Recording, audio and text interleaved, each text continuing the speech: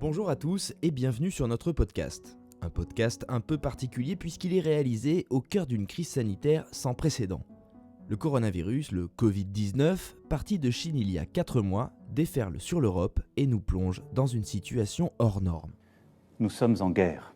Nous sommes en guerre contre un ennemi invisible, un ennemi qui, le 16 mars 2020, a donc poussé notre gouvernement à prendre des mesures drastiques. Les regroupements extérieurs, les réunions familiales ou amicales ne seront plus permises. Se promener, retrouver ses amis dans le parc, dans la rue, ne sera plus possible. Après la Chine ou l'Italie, c'est donc à notre tour d'être confinés.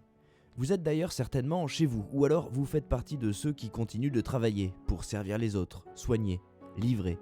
Nous sommes un groupe de journalistes confinés, nous aussi. Alors, depuis chez nous, nous avons appelé des Français pour recueillir leurs témoignages. Nous sommes loin les uns des autres, alors peut-être que les histoires de chacun peuvent nous rapprocher. Vous allez donc entendre dans ce podcast des récits d'un quotidien bouleversé par l'actualité.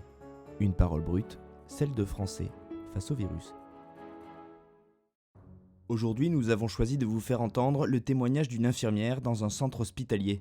Pour pouvoir parler librement de sa situation, elle a décidé de ne pas révéler son identité. Réquisitionnée pour faire face à la crise, elle a dû bousculer sa vie personnelle et se retrouve confrontée à l'afflux des patients, au manque cruel de moyens, à la peur de contracter à son tour le coronavirus. Je suis infirmière depuis déjà 13 ans et j'ai fait 10 ans de réanimation. Du coup, je me retrouve dans un service de réanimation qui vient d'ouvrir pour accueillir la grosse vague de patients infectés par ce virus. Dans votre situation, il y a plusieurs choses. Il y a l'afflux en masse de gens à l'hôpital qu'il faut gérer, trier, traiter. Exactement. Au-delà de ça, qui représente un surcroît de travail, qu'est-ce qui vous impressionne le plus ou qu'est-ce qui donne cette lourdeur aujourd'hui à vos journées de travail ? En fait, c'est une guerre sanitaire et en fait, on est des soldats. Voilà, on nous envoie comme ça, mais on n'est même pas armés, on n'a rien. Là, il n'y a pas une journée où je rentre chez moi en pleurs. Je suis en pleurs tous les soirs. Qu'est-ce qui fait que le soir vous rentrez en pleurs ? C'est l'hôpital pour moi qui n'est plus un lieu sûr. Parce qu'il y a une telle affluence de monde, on a vraiment l'impression d'être en guerre en fait, et c'est une guerre. Les gens affluent parce qu'ils sont malades, parce que voilà, ils se sentent pas bien, ils ont besoin d'être sauvés, et au final, je sais même pas si on va arriver à tous les sauver comme il faut quoi. C'est pour ça que tous ces soignants crient aux gens de rester à la maison et tout. C'est pour permettre en fait que le virus dure le moins longtemps possible, parce que sur la durée on tiendra pas, on le sait.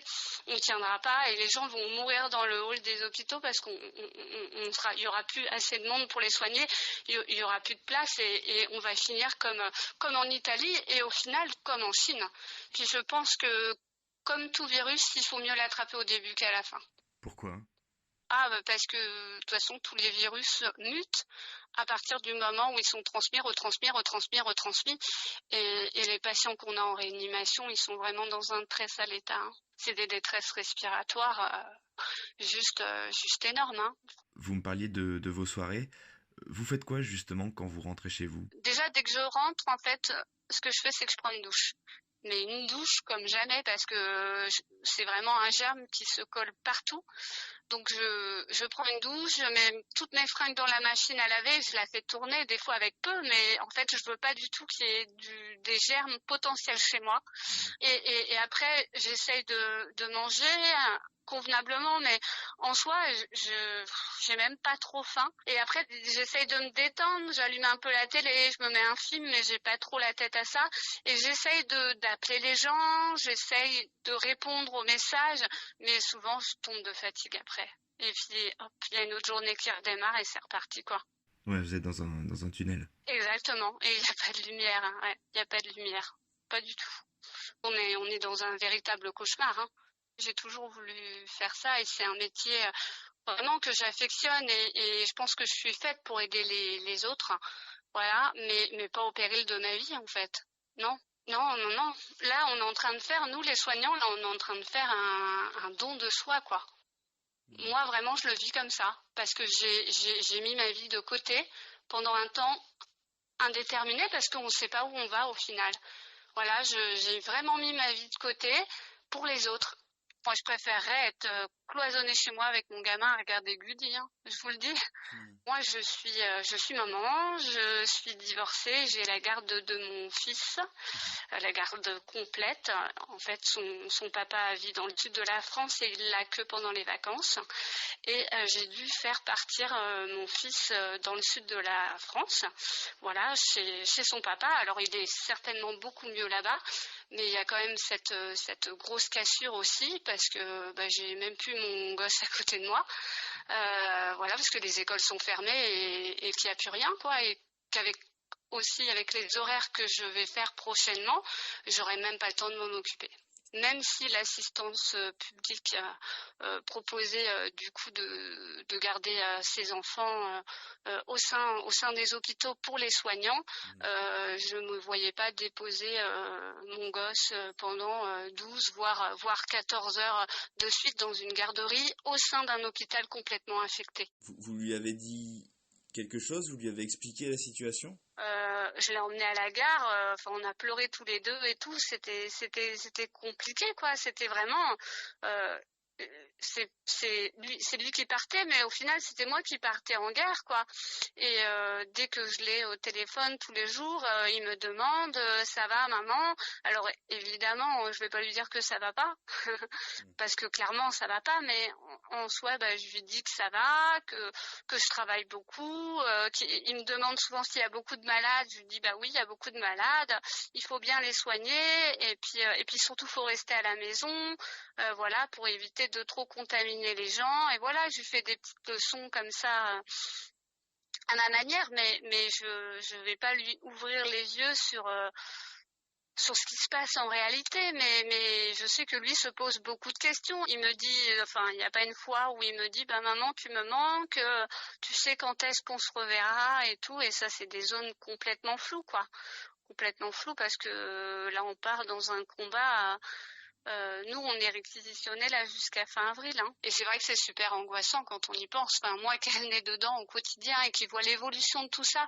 Et en fait, cette vague, j'en parlais avec un collègue, on la voit en fait, on voit, et tout le monde, même les gens haut placés dans les hôpitaux, ils sentent le truc, que ça va en fait nous engloutir, quoi.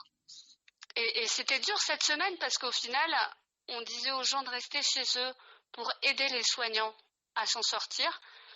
Et en fait, le week-end dernier, les gens, la capitale était blindée de monde dehors et tout. Voilà. Et vous avez mis une croix sur votre vie pendant une durée. Vous savez même pas où vous allez. Et au final, les gens, égoïstes jusqu'au bout. Ah, c'est rien, c'est une grippe. Vous n'avez pas envie de ne pas faire ce que vous êtes en train de faire aujourd'hui? On peut pas se permettre, on peut pas laisser les gens. Je peux pas me dire moi non, je vais pas bosser aujourd'hui. Ah non, j'y vais pas, puis je reste sous ma couette. Non, c'est pas possible, parce que c'est nos missions. On a fait ce métier pour ça. Vous vous dites quoi quand vous imaginez ce qui vous attend? À vrai dire, on parle pas trop du futur, parce qu'il est complètement flou. C'est dingue, quoi. En fait, on vit au jour le jour, chaque journée, et puis surtout, on espère. Moi, dès que je rentre chez moi, je fais le fameux exercice qui conseille, c'est d'inspirer et d'expirer très fort pour voir en fait comment vont nos poumons. Et on devient un petit peu toqué, parce que j'en viens à faire ça en fait. Voilà, pour voir comment je respire et si je suis pas en train de développer en fait cette saloperie de virus, quoi. Des fois je me dis pourtant j'ai pas d'antécédents particuliers et tout, mais je me dis avec la fatigue, avec tout ça, pourquoi je finirais pas moi aussi dans un lit comme ça, avec un tube dans la bouche, derrière une machine, quoi, au final. C'est quoi qui vous fait tenir? Moi, je me tiens grâce à mes collègues. Je reçois énormément de messages, grâce à mon entourage aussi, mais c'est plus virtuel. Et il y a aussi cette reconnaissance le soir à 20h, que vous avez dû voir aussi. Et ça, tous les soirs, je pleure à ma fenêtre. En plus, j'ai plein de voisins qui savent que je suis soignante, donc ils applaudissent vers moi et tout. Là, pour l'instant, j'en ai pas loupé beaucoup. Il y a des gens qui chantent. Enfin, c'est la Tour Eiffel qui s'allume tous les soirs à cette heure-là. Enfin, ça, c'est... Waouh, on se dit, mais en fait, l'humain... ça peut être quelque chose de grandiose aussi, quoi. Du coup, il y a toute cette gratitude et là, on se dit, bon, c'est ma mission, voilà, je dois faire ça dans ma vie et puis, on se tient à ça et on se dit, voilà, on va le faire. Cet entretien a été enregistré le 20 mars 2020. À ce stade, la France comptait officiellement 12 612 personnes atteintes du coronavirus et déplorait 450 décès.